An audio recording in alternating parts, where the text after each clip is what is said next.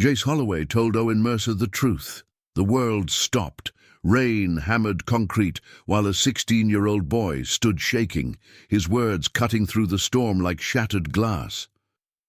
Owen had believed his pristine loft meant something. Control, distance, safety earned through years of careful withdrawal.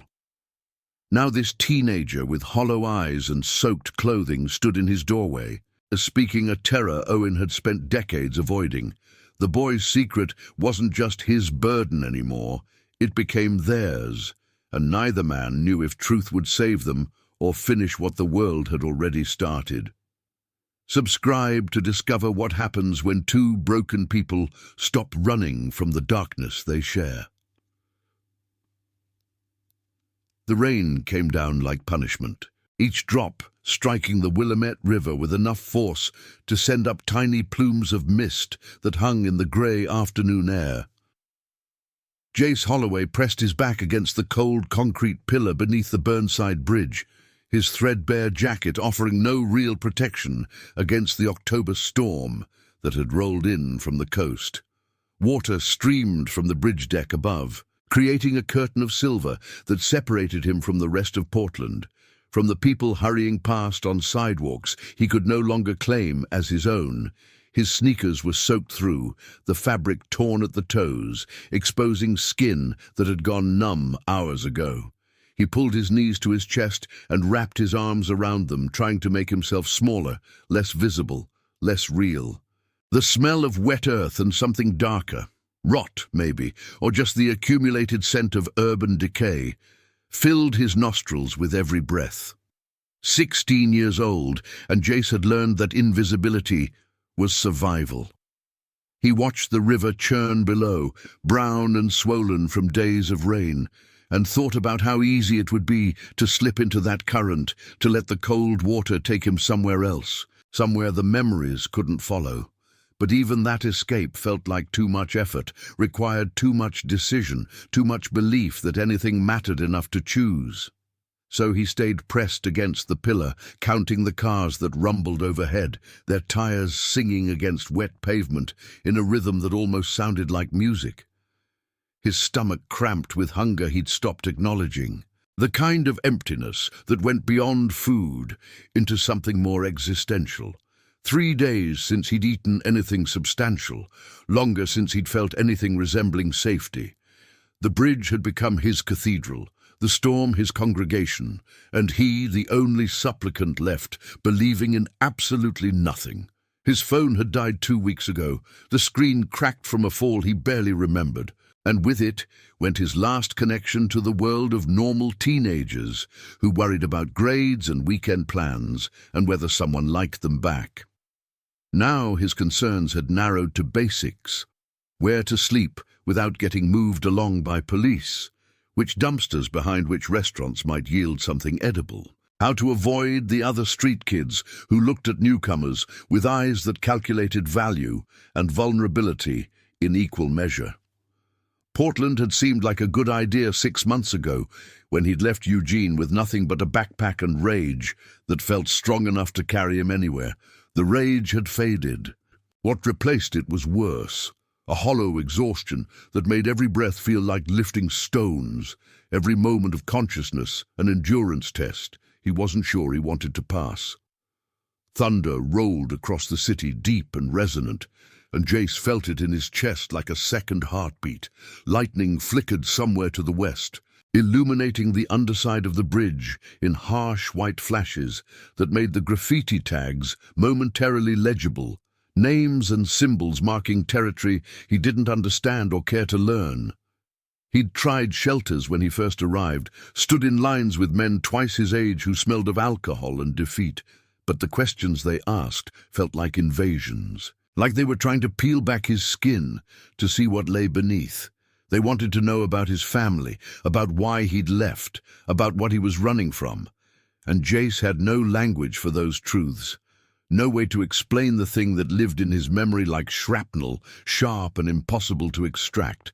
So he'd chosen the bridge, chosen the rain, chosen the kind of suffering that at least didn't require him to perform gratitude or hope.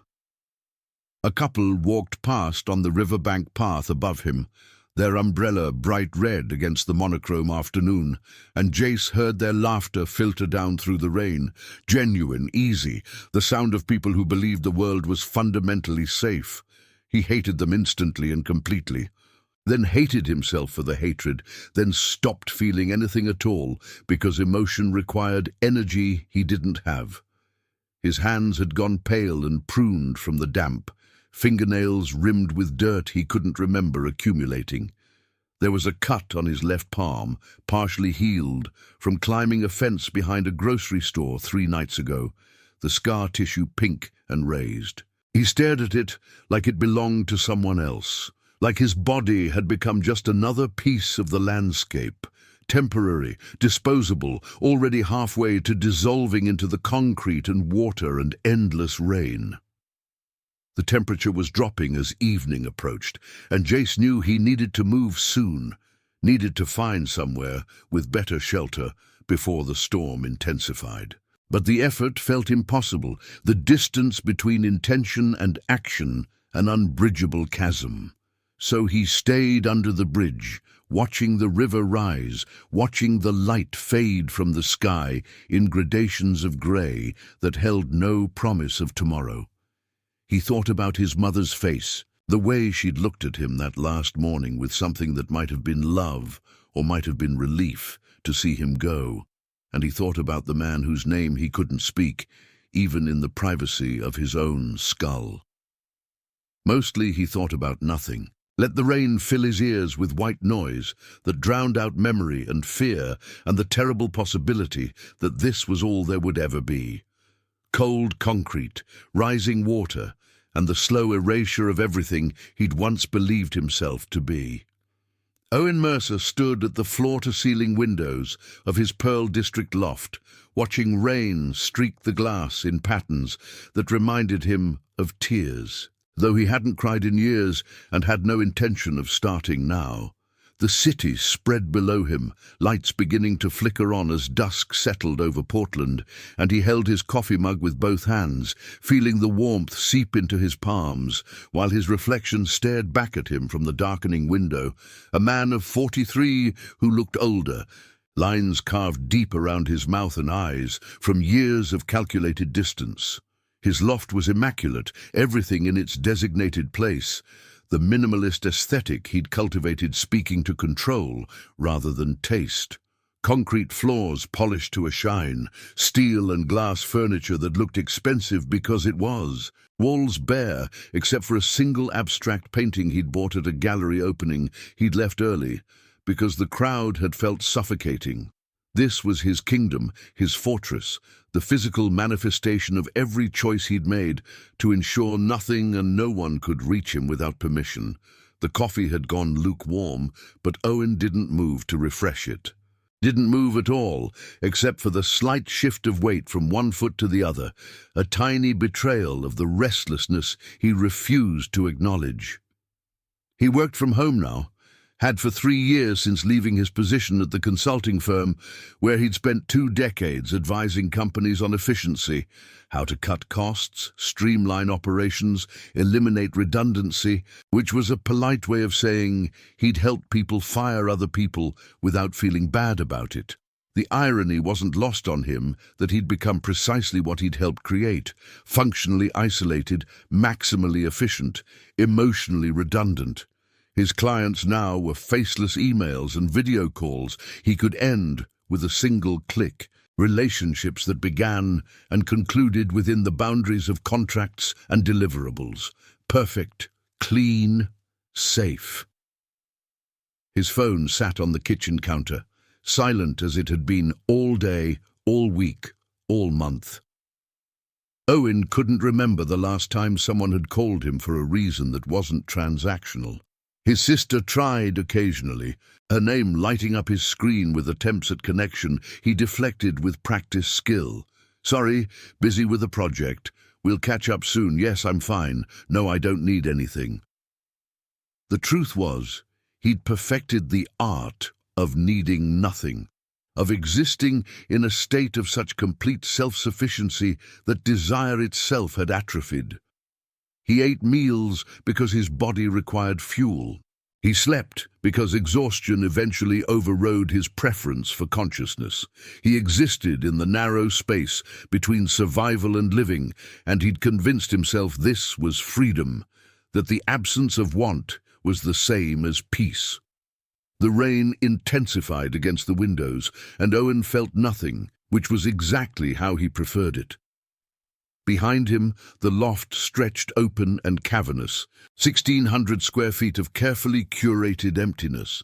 No photographs on the mantel above the gas fireplace he never used. No books scattered on the coffee table because he read everything digitally. No jackets thrown over chairbacks or shoes kicked off near the door because Owen maintained order the way other people maintained relationships.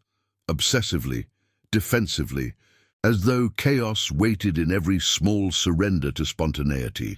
He'd hosted no one in this space since moving in 4 years ago. The second bedroom remained unfurnished, a vast emptiness he walked past daily without seeing. His bed was made with military precision each morning, white sheets and grey comforter arranged with angles that would satisfy a geometric proof. This was mastery. This was victory over the messiness of human connection. This was the life he'd chosen after learning the hard way that people broke you if you let them close enough.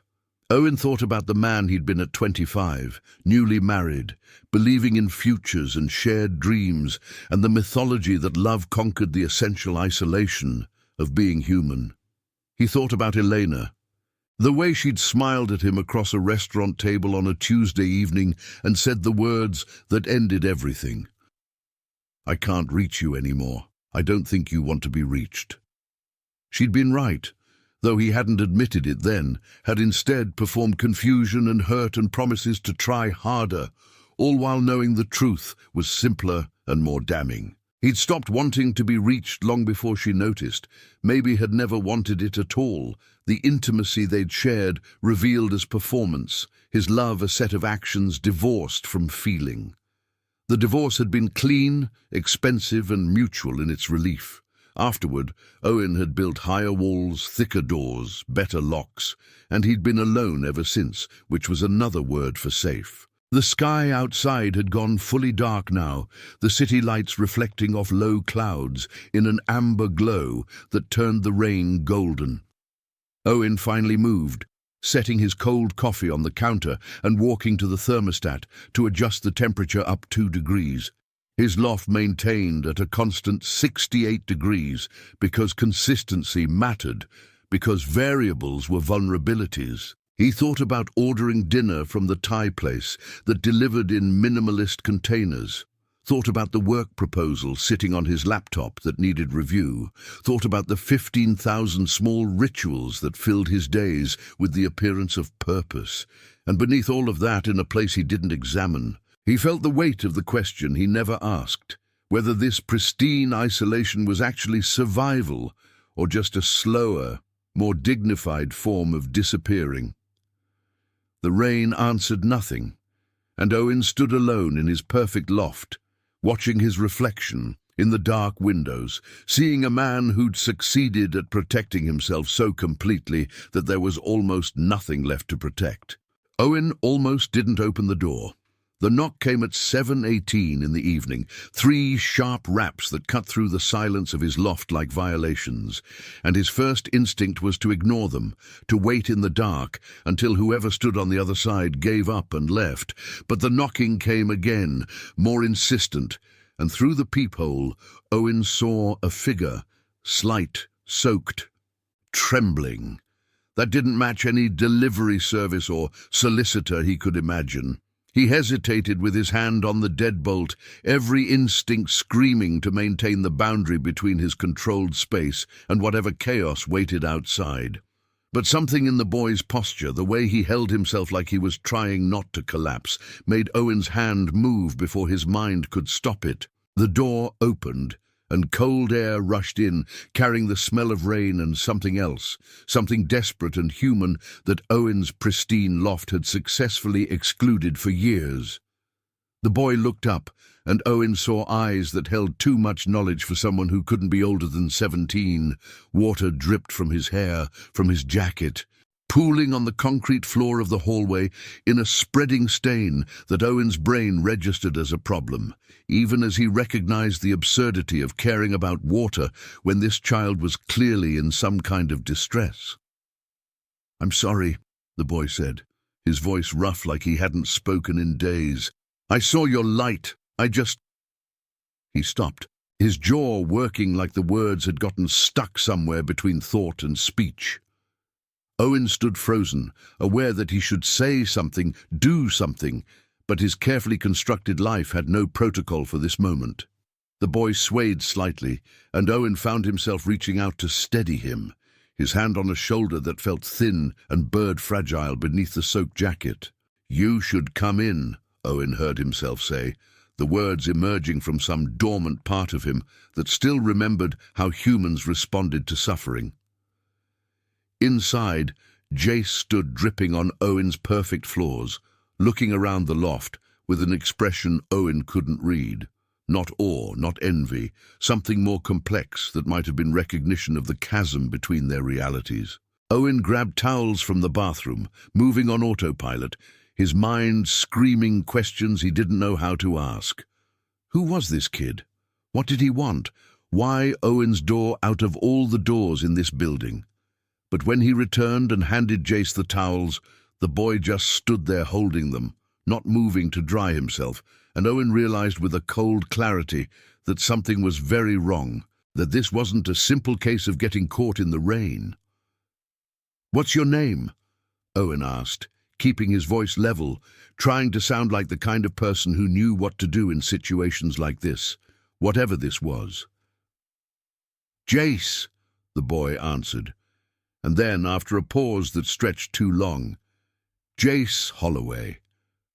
They stood in Owen's kitchen, an island of polished concrete between them, and the silence grew heavy with all the things neither of them knew how to say.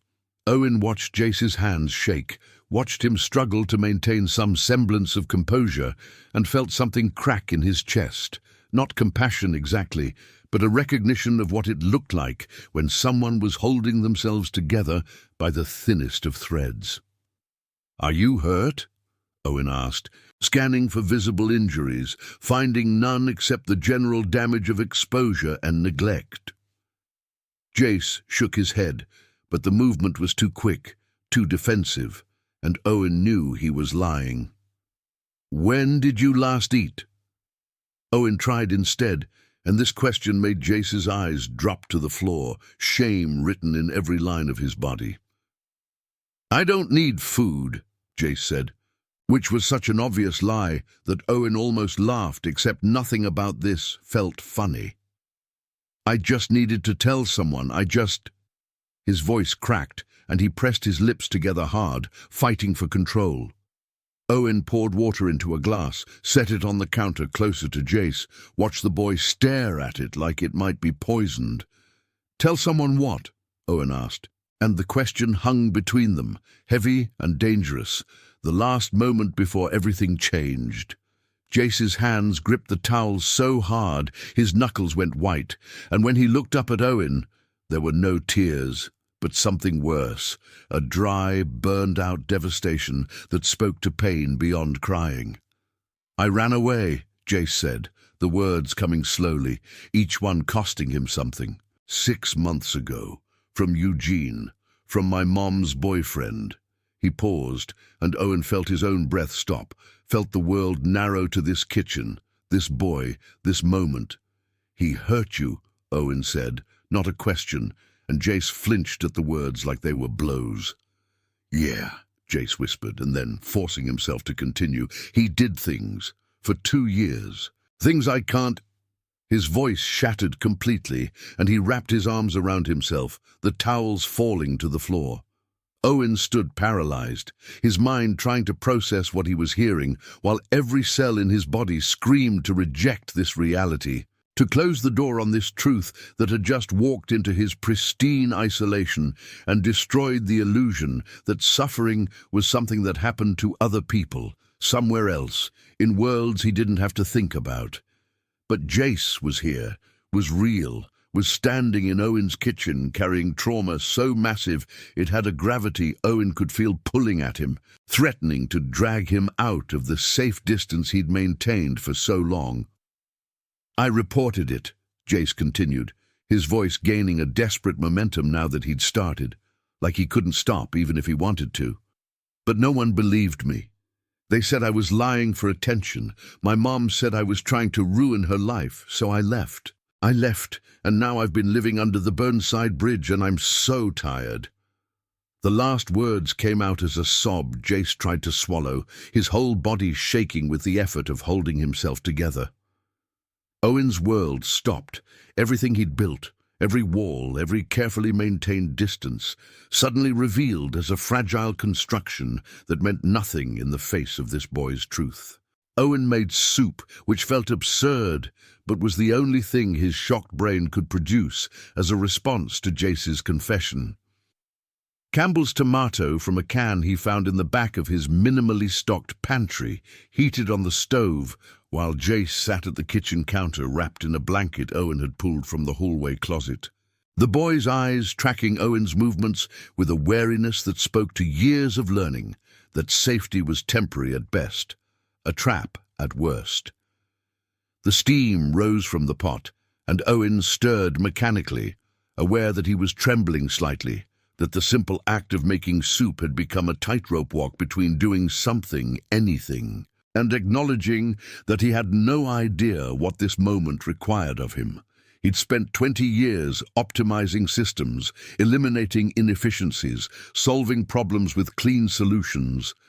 But there was no optimization for this, no clean solution to the wreckage of a child's destroyed innocence, standing in his kitchen, demanding he become something other than the isolated man he'd perfected himself into being. Jace ate the soup slowly, each spoonful deliberate, like he was remembering how to perform the basic act of nourishment. Owen sat across from him, his own bowl untouched, watching with an intensity that felt invasive but that he couldn't moderate, his mind trying to reconcile the boy in front of him with the enormity of what he'd revealed. "You can't go back to the bridge," Owen said, the words emerging with more force than he'd intended, and Jace looked up sharply, defensive. "I'm not asking you for anything," Jace said, his voice hardening. "I just needed to tell someone. I needed someone to know, but I'm not looking for rescue." The word rescue came out bitter, mocking, and Owen understood that Jace had learned to reject help before it could reject him, had built his own walls that looked different from Owen's, but served the same purpose. "I'm not offering rescue," Owen said carefully, trying to find language that wouldn't trigger Jace's defenses, while also being honest about his own limitations. "I don't know what I'm offering, but you can't go back out in that storm." The rain had intensified into something biblical, sheets of water visible through the windows, the city below obscured in grey. Jace finished his soup and set the bowl down, with a finality that suggested he was preparing to leave despite Owen's words, and panic flared in Owen's chest. Irrational, urgent, the feeling of watching something precious slip away before you've even understood its value. "I have a second bedroom," Owen heard himself say, the words coming from somewhere he didn't recognize, some buried place that still believed people could matter to each other. "It's empty, but there's space. You could stay tonight. Just tonight."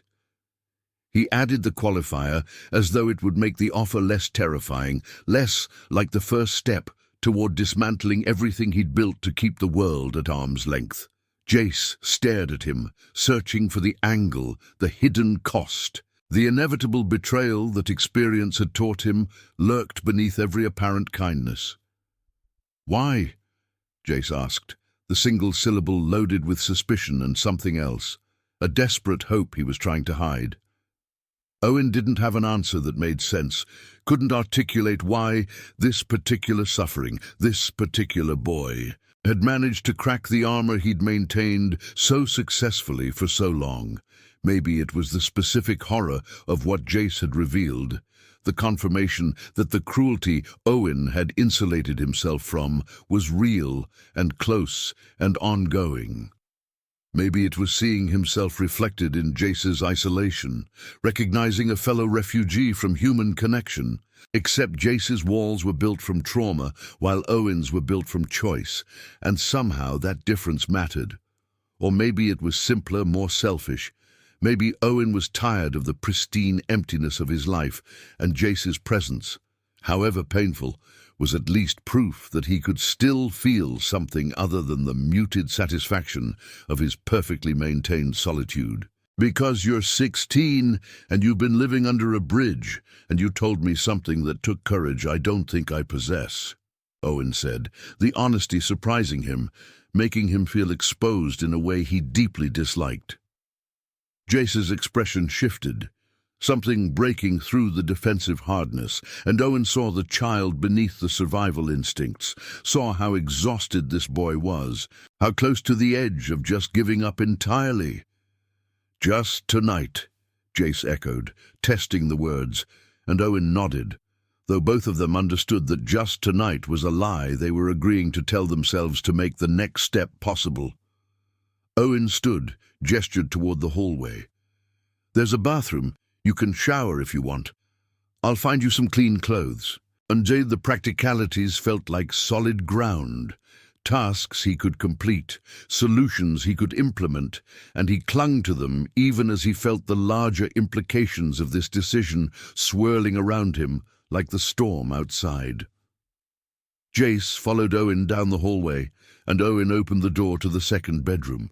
A vast, empty space with hardwood floors and nothing else, not even curtains on the windows. The bareness felt accusatory suddenly, evidence of Owen's commitment to maintaining emotional vacancy, and he felt embarrassed in a way he hadn't experienced in years.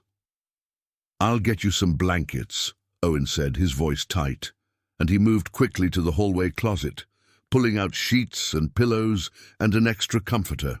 Building a nest on the floor of the empty room, while Jace stood in the doorway watching. When Owen finished, he looked up to find Jace's eyes glistening, not with tears, but with something that looked like disbelief, like the simple act of being given a place to sleep without conditions was so foreign, it bordered on incomprehensible. And Owen understood in that moment that he'd just crossed a line from which there was no easy return, that the comfort he'd taken for granted his entire life was a chasm separating him from the reality of people like Jace, and that knowing this, really knowing it, meant he could never fully retreat back into his pristine isolation without acknowledging what he was choosing to ignore. Owen lay awake at 3 in the morning, staring at the ceiling of his bedroom while rain continued its assault on the city, and the knowledge of Jace sleeping down the hall disrupted every pattern his brain used to process the world. He'd listened to the shower run for 45 minutes, had stood outside the bathroom door once to make sure Jace was okay, had heard muffled sounds that might have been crying, and had walked away because he didn't know how to hold someone else's pain without drowning in it. Now, the loft was silent, except for the rain and the occasional creak of building settling, and Owen's mind cycled through the same impossible questions. What was he supposed to do? Who was he supposed to call? How was he supposed to navigate a situation for which his entire life had left him comprehensively unprepared? He thought about Jace's face when he'd said the words, "No one believed me."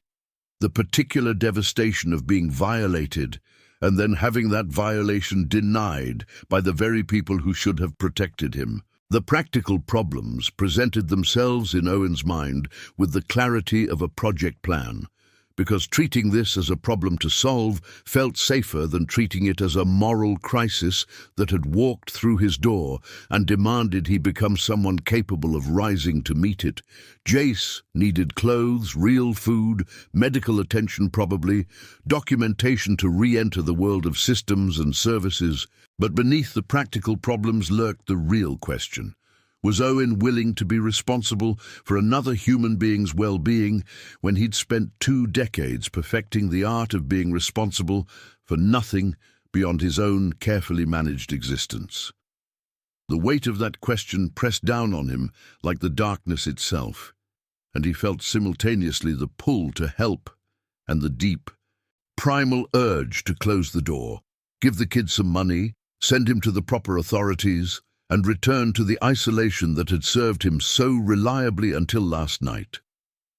At 4:30, Owen gave up on sleep and moved quietly to the kitchen, making coffee and standing at his windows, watching the city wake slowly beneath clearing skies, the storm having finally broken just before dawn. He thought about his sister, about the yearly Christmas dinners where she'd bring her family, husband and 2 daughters who looked at Owen with polite confusion, unsure what to make of this uncle who existed on the periphery of their lives by obvious choice.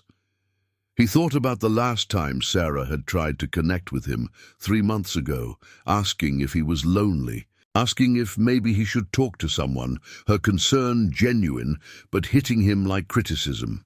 He'd deflected then, had maintained the fiction that he was fine, content, living exactly the life he wanted. But standing here with a traumatized teenager sleeping in his empty second bedroom, Owen felt the lie disintegrate, felt the difference between solitude chosen from strength and isolation maintained from fear. When Jace emerged at 6:15, looking small in Owen's oversized sweatpants and t-shirt, Owen had toast and eggs ready, another absurd offering in the face of catastrophic need, but the only gesture he knew how to make. They ate in silence, and Owen watched Jace devour the food with a hunger that went beyond physical need into something more essential, the desperate gratitude of someone who'd learned not to expect basic care. "We should talk," Owen said, when Jace finished, and the boy tensed immediately, his walls slamming back into place. "I knew there'd be a catch," Jace said, his voice flat, already preparing to leave. And Owen realized how fragile this was, how easy it would be for Jace to bolt and disappear back into the streets where at least the terms of survival were clear. "Not a catch," Owen said quickly, setting down his coffee with too much force. "A question. What do you want to do?" The question hung between them, and Jace looked genuinely confused, like the concept of wanting something beyond immediate survival was foreign language. "What do you mean?" Jace asked, his eyes narrowing, searching for the trap. Owen leaned forward, trying to convey sincerity he wasn't sure he possessed. "I mean, you told me what happened. You trusted me with that, and I can't unknow it. I can't send you back out there and pretend I don't know you're sleeping under a bridge after what you've been through." He paused, feeling his way through territory he'd never navigated. "So I'm asking what you want. Do you want to go home? Do you want to report what happened again? Do you want to stay hidden? I need to know what you want so I can figure out how to help." The word help felt strange in his mouth, unfamiliar, like a muscle he'd let atrophy and was now trying to use. Jace stared at him for a long moment, and Owen watched emotions cycle across the boy's face, disbelief, anger, hope, fear, before settling into something that looked like exhaustion. "I want it to not have happened," Jace said, his voice breaking. "I want to go back to being whoever I was before he started coming into my room. I want my mom to believe me.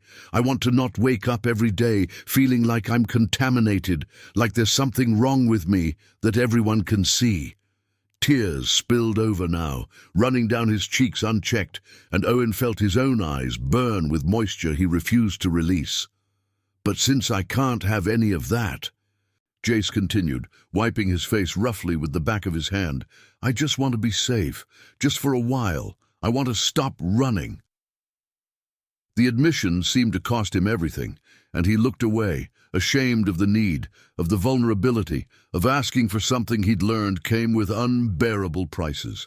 Owen sat back, feeling the enormity of what Jace was asking, what he was agreeing to by not immediately shutting this down.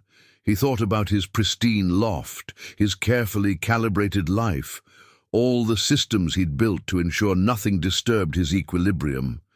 He thought about how this would complicate everything, how Jace's presence would demand he engage with authorities, navigate systems, become visible in ways he'd avoided for years. But mostly he thought about what it would mean to say no, to send this boy back into the storm, to choose comfort and safety for himself, while knowing exactly what that choice condemned Jace to endure. And Owen discovered in that moment that he couldn't do it, that whatever capacity for connection he'd thought he'd successfully eliminated had merely gone dormant, waiting for a crisis profound enough to resurrect it. "Okay," Owen said, the words simple but containing multitudes. "You can stay. We'll figure out the rest as we go." The first week unraveled Owen's life with the efficiency of a controlled demolition. He called in a favor from a friend at a legal aid clinic, spoke with a social worker whose skepticism radiated through the phone line. Why was a single 43-year-old man taking in a teenage runaway? What were his intentions? Had he considered that this looked suspect at best, dangerous at worst? Owen had no good answers, could only repeat that Jace needed help and he was offering a temporary shelter while they figured out next steps. Though the word temporary already felt like a lie, they were both pretending to believe. The social worker visited on day 3, interviewed Jace privately while Owen paced his living room, feeling judged by his own pristine emptiness, by the life he'd built that had no space for messiness or need. But Jace corroborated the story, spoke with a hollow affect that the social worker recognized as trauma, and eventually they were given provisional clearance while investigations were opened, systems engaged, the slow machinery of intervention grinding to life. Jace moved through the loft like a ghost for those first days, present but not occupying space, as though he was still practicing invisibility, even in a place that offered safety. Owen watched him navigate corners, slide along walls, make himself small, and recognized the body language of someone who'd learned that existing too loudly brought punishment. They established routines because Owen needed structure and Jace needed predictability. Breakfast at 7, Owen working in the living room while Jace disappeared into the second bedroom for hours at a time. Dinner at 6, prepared by Owen with Jace's tentative help. They spoke little, their conversations limited to logistics and basic courtesies, both of them understanding that more would require a vulnerability neither was ready to risk. But the silence felt different than Owen's usual isolation, felt full rather than empty, charged with the presence of another consciousness sharing his space. On day 8, Owen woke to sounds from the kitchen and found Jace making coffee, his movements careful as though he feared breaking something. And Owen realized the boy had been watching him, learning his patterns, trying to integrate without displacing. "You don't have to do that," Owen said, his voice still rough with sleep, and Jace startled, nearly dropping the coffee pot. "I wanted to," Jace said defensively. "I'm not useless."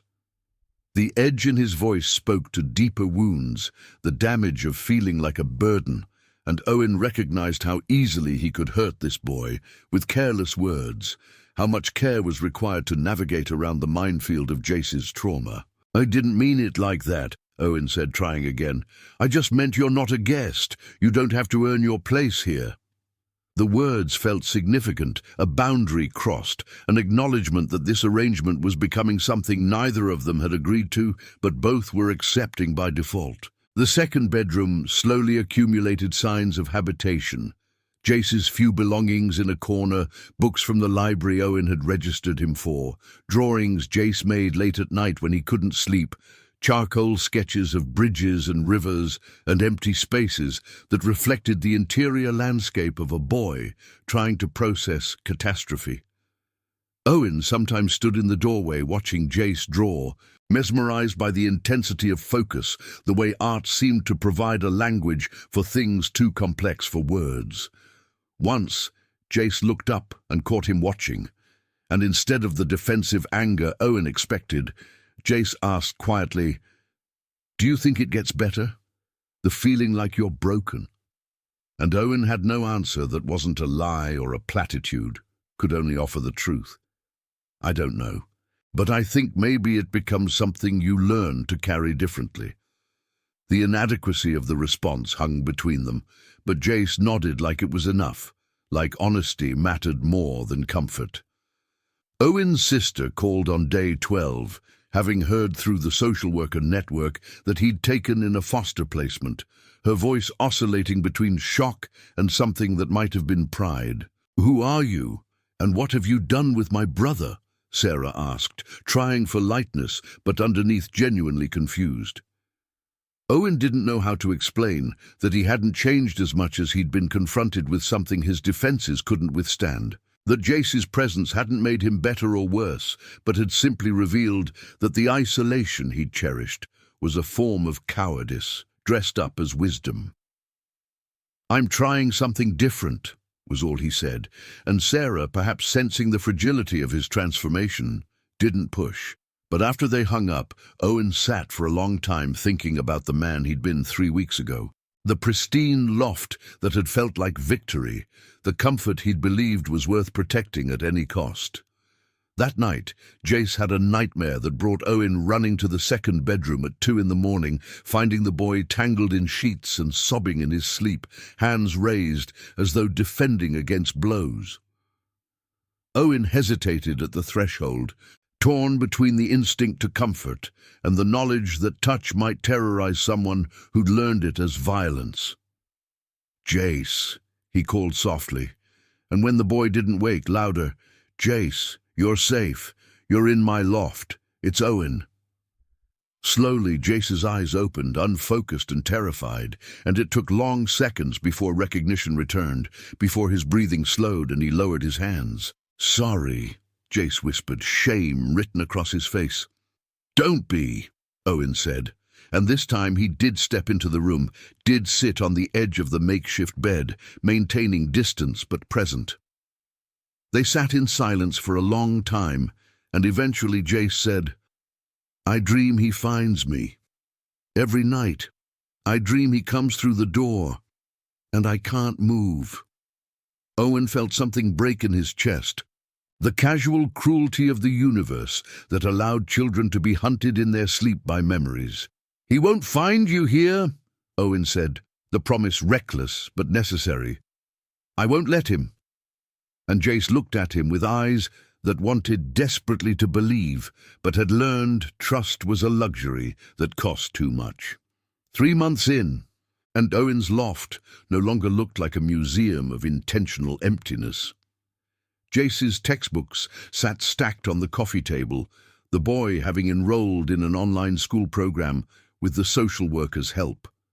Sneakers by the door, 2 pairs now instead of 1. The second bedroom had acquired a bed Owen and Jace assembled together one Saturday afternoon. The awkward domesticity of following instructions while making small talk about nothing, revealing how far they'd come from that first rain-soaked night. The kitchen held more food, the kinds of things teenagers ate, frozen pizzas and chips, and the specific cereal Jace liked that Owen bought without being asked. The transformation wasn't dramatic, but it was complete, the loft having become unmistakably a home rather than a refuge from one, and Owen found himself less frightened by the change than he'd expected, less resistant to the chaos of cohabitation than his 20 years of solitude suggested he'd be. Jace still struggled, still woke with nightmares twice a week, still had days where darkness swallowed him so completely he couldn't get out of bed, and Owen learned to sit nearby without demanding explanation or performance of wellness. The investigation into his stepfather had stalled, the kind of systemic failure that made Owen rage with an intensity that surprised him, his carefully maintained emotional distance impossible when faced with bureaucratic indifference to a child's suffering. But they'd found a therapist, a woman named Dr. Martinez, who specialized in trauma, and who Jace met with weekly, coming home exhausted but slightly lighter, as though naming the pain was slowly robbing it of power. Owen attended some sessions, learning language for supporting someone through recovery, learning that his impulse to fix things was less helpful than his willingness to simply bear witness to Jace's process without trying to accelerate or direct it. On a Thursday in January, Owen came home from a rare in-person meeting to find Jace in the kitchen cooking dinner. Pasta with vegetables, nothing fancy but competent. The kind of meal that suggested planning and care. "What's this?" Owen asked, setting down his bag, and Jace shrugged with studied casualness that didn't hide the underlying nervousness. "Felt like cooking," Jace said, not meeting Owen's eyes. "Also, it's been 3 months since you let me stay. I thought maybe that was worth marking." He said it fast, like the sentiment embarrassed him, but Owen felt the weight of it, the significance of Jace choosing to commemorate rather than flee from connection. They ate together, and Owen realized this was happiness, that the feeling he'd been experiencing for weeks without naming was happiness, that the messiness he'd spent his life avoiding was the thing that made life worth living. Later that evening, they sat on the couch. New furniture Owen had bought because sitting at opposite ends of a space felt wrong, and Jace asked the question he'd been circling for weeks. "Why did you let me stay? Really?" Owen considered lying, offering something noble about moral obligation or seeing himself in Jace's circumstances. But their relationship had been built on painful honesty, and he wouldn't dishonor that now. "Because I was dying," Owen said, the words emerging slowly. "Not literally, but I'd built this perfect life that had room for nothing except my own comfort, and I didn't realize until you knocked on my door that comfort without connection is just another form of death. You saved me as much as I helped you, maybe more." Jace processed this in silence, then said quietly, "I don't feel saved yet. I still feel broken most days." And Owen nodded, understanding. "Yeah, but maybe we're less broken together. Maybe that's all saving ever is." Spring arrived, and with it news that Jace's stepfather had been arrested on charges from another victim, a girl who'd come forward after hearing about Jace's report, and though the justice felt incomplete, it was something. Validation that Jace hadn't been lying or confused or malicious. Jace cried when the social worker told him, great heaving sobs that shook his whole body, and Owen held him through it, held him. This boy who'd walked into his life and dismantled every certainty he'd clung to about what safety required. Afterward, Jace asked if he could stay long-term, if Owen would consider becoming his legal guardian. The question tentative like he expected rejection, and Owen, who 3 months ago couldn't have imagined taking responsibility for another person's life, found the answer simple and immediate. Yes. Of course, yes. They stood at Owen's windows one evening as the city lit up below them. The view Owen had looked at for years without really seeing, and Jace said, "I used to think about dying under that bridge. Before I found you, I thought maybe that would be easier than figuring out how to keep living." He paused, and Owen waited, letting him find the words. "But now I think maybe I needed to almost die to figure out I wanted to live. Does that make sense?" Owen looked at this boy, no longer quite so thin, eyes less haunted though the shadows remained, and felt gratitude so fierce it bordered on pain. "It makes perfect sense," Owen said. "You taught me the same thing." And they stood together in the gathering dark. Two people who'd been drowning in different oceans, finding solid ground in the unlikeliest of places, in the collision of their separate isolations, in the risk of choosing connection over safety, in the slow, difficult work of learning to believe that broken things could be held gently enough to heal. The city spread below them like possibility, and for the first time in longer than either could remember, tomorrow felt like something worth staying alive to see. Owen stood at the kitchen counter on a Saturday morning in late August, watching Jace methodically arrange textbooks for the school year that would begin in 2 weeks. The boy's movements carrying a confidence that had been entirely absent 8 months ago. Sunlight streamed through the windows, turning the loft golden, and Owen found himself cataloguing the small transformations that marked time's passage. The way Jace no longer flinched when Owen moved too quickly, the casual ease with which he occupied space, the photographs now magnetized to the refrigerator, showing moments they'd accumulated without ceremony. There was one from the coast trip they'd taken in July. Jace, standing at the edge of Cannon Beach, with wind whipping his hair, something like peace visible in the set of his shoulders. Owen had taken that photo and later found himself staring at it, marveling at the evidence that healing wasn't a myth, but a slow accumulation of days where survival gradually transformed into living. The loft no longer felt like his alone, but theirs, pronouns having shifted without discussion, and Owen discovered he preferred the plural, preferred the accountability of we over the isolation of I.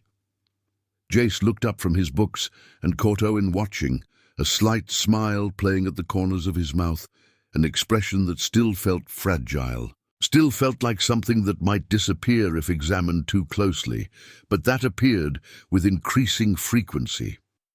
"You're doing that thing again," Jace said, his tone somewhere between affection and exasperation, and Owen realized he'd been caught in the act of what Jace called his observation mode. In those moments where Owen seemed to be studying him like a complicated equation requiring solution. "Sorry," Owen said, not entirely meaning it. "Just thinking about how different things are." Jace nodded, setting down the pencil he'd been holding and leaning back against the counter in a mirror of Owen's posture. "Different good or different complicated?" he asked. And Owen appreciated that Jace had learned to voice these questions, to check assumptions, rather than spiral into worst-case scenarios. "Different good," Owen confirmed, and meant it with a certainty that would have terrified him months ago. They'd learned each other's languages over the summer, developed fluency in the unspoken communication that marked people who'd chosen to build something together from wreckage and trust. The legal guardianship had been finalized in June after months of paperwork and interviews and background checks that had forced Owen to confront every choice he'd made in his adult life, every relationship he'd failed to maintain, every way he'd isolated himself from human connection.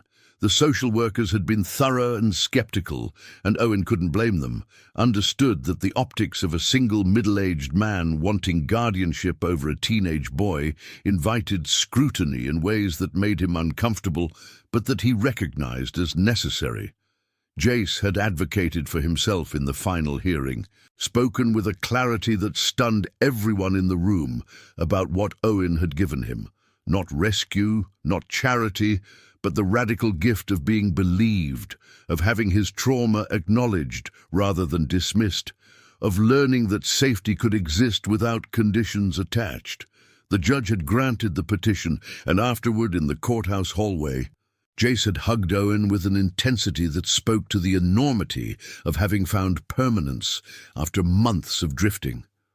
Owen had held him and thought about all the years he'd believed commitment was a trap, all the ways he'd been wrong about what freedom actually meant.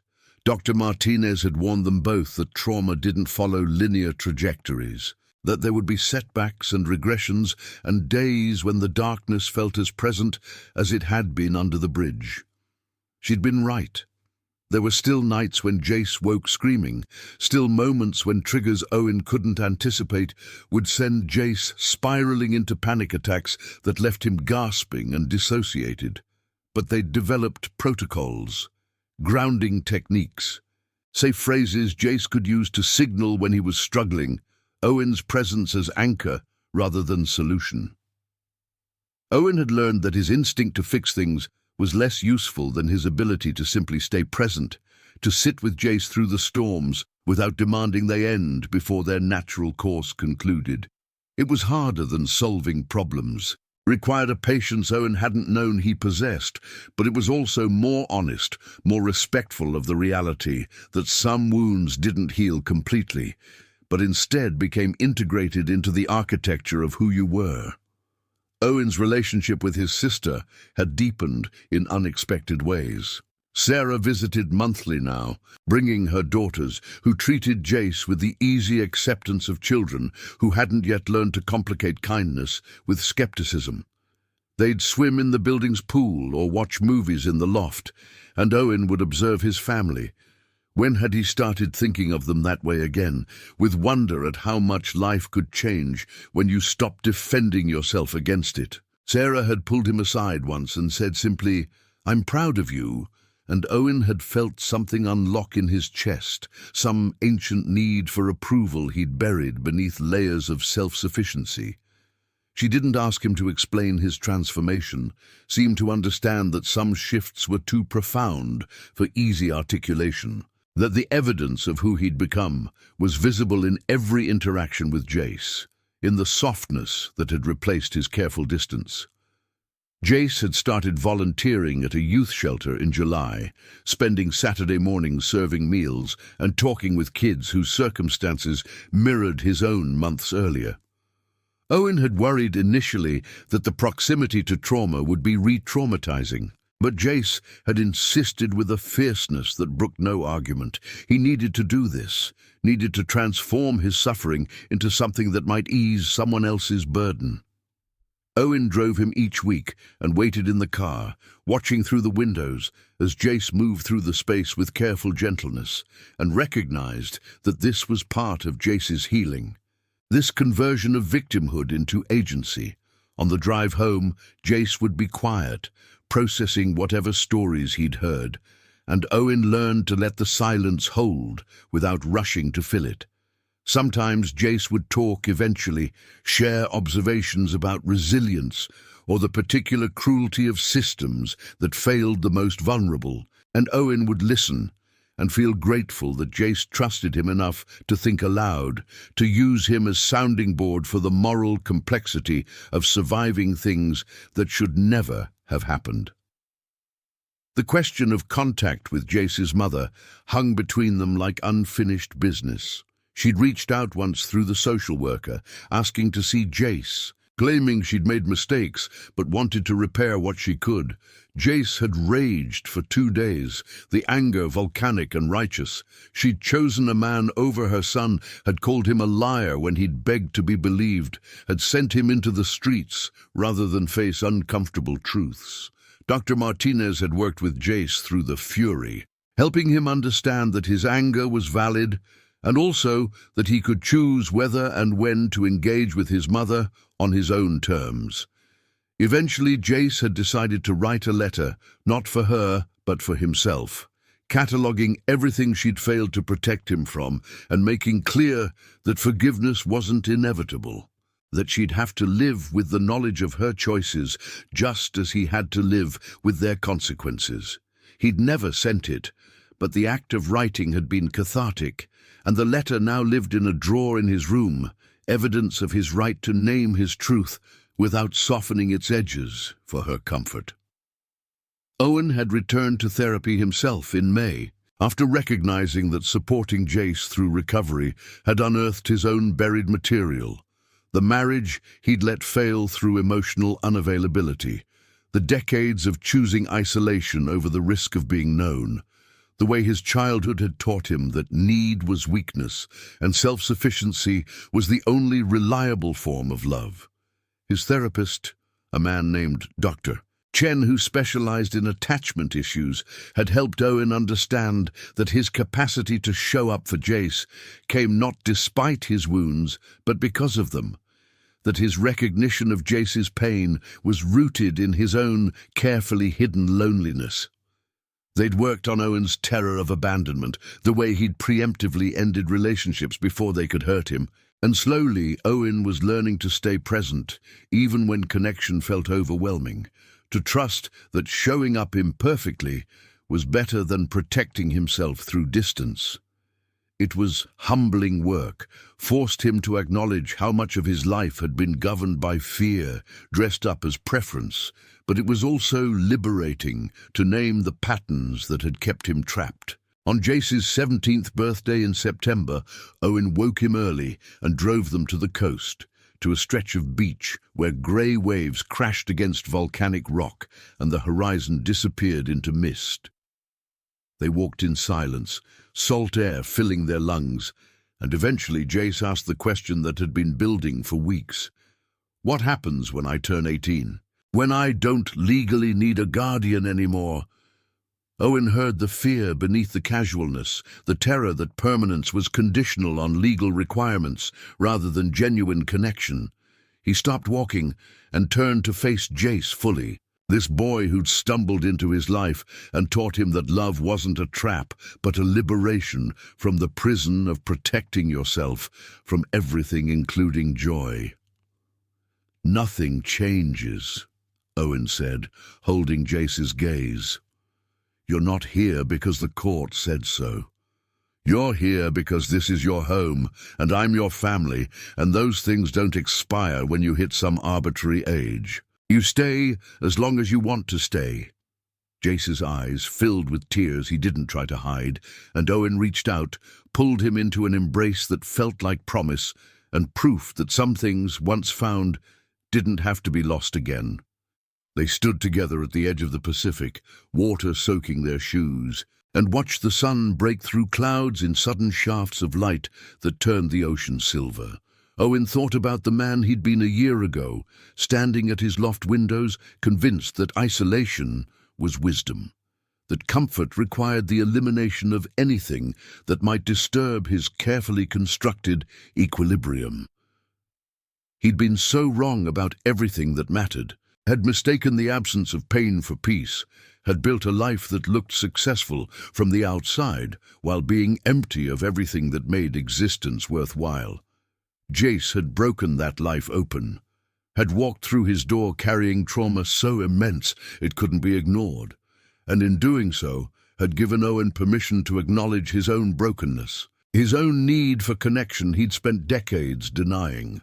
They'd saved each other in ways neither had anticipated, had learned that healing wasn't a destination but a practice, that love wasn't about fixing but about witnessing, about showing up consistently even when it was difficult, about choosing each other over and over again in the small moments that accumulated into a life. As they drove back to the city, Jace fell asleep in the passenger seat, head tilted against the window, and Owen glanced over periodically, still marveling at the trust that allowed this boy to rest so completely in his presence. The loft waited for them, no longer pristine or empty, but marked with the evidence of their shared existence. Dishes in the sink because they'd been too tired to clean up after dinner, books scattered across surfaces, the accumulated debris of people actually living rather than just existing. Owen pulled into the parking garage and sat for a moment before waking Jace, thinking about everything that had changed and everything still to come. College applications to navigate, more therapy sessions to attend, holidays to celebrate as a family, ordinary days that would string together into years, into a future neither of them could have imagined when Rain had brought them together. He'd learned that transformation wasn't dramatic, but incremental, that you became different by making different choices consistently until the person you were afraid to be became simply who you were.